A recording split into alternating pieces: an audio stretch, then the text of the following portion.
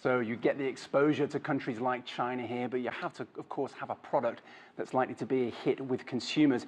For more on that, let's talk to Shawn DuBravac. He's the chief economist for the Consumer Technology Association that runs CES. Shawn, your organization has been doing this for 50 years now. How easy is it to spot the hits and the misses? After all, we're talking about hundreds, if not thousands of companies trying to sell a product here.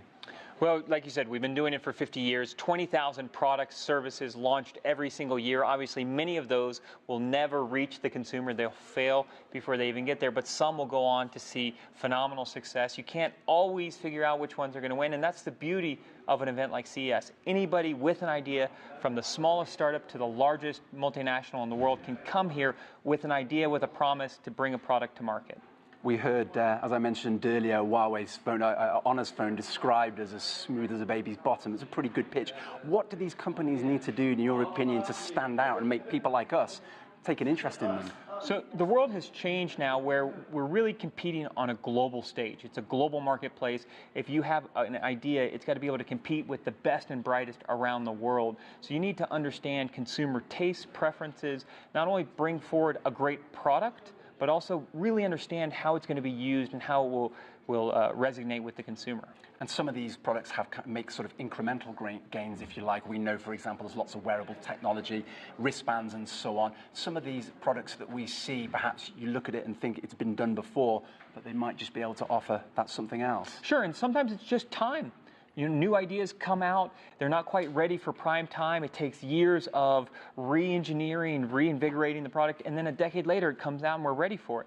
So timing is everything, sure. Really. Driverless cars is a great example. That's a technology that we've been working on for decades. It's probably more decades from really prime time, but it will continue to grow each year, incremental changes. Let me ask you, you talked about cars. Do you have any concern that they're almost sort of taking over? There's that joke going around that this is the Cars Electronics Show because they're so present here. We've seen Chrysler today. We're going to have Faraday Future, the Chinese-backed company. They really are front and center now.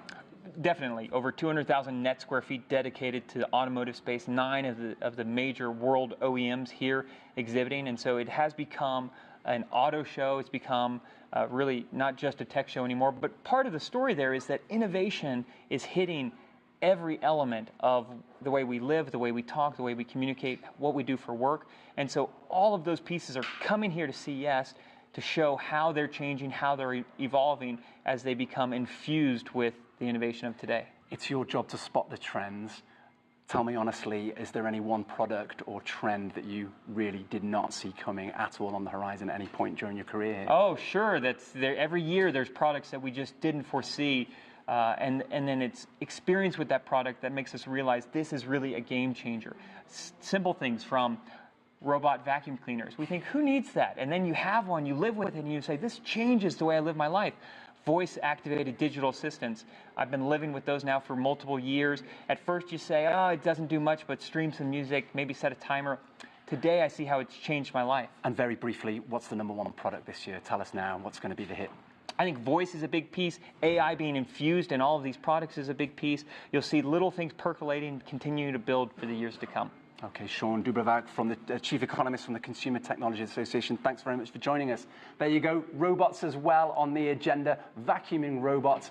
And robots, well, that'll pretty much do anything for you, I think. We'll, of course, bring you all of that at CES in the days to come. For now, it's back to you in Washington.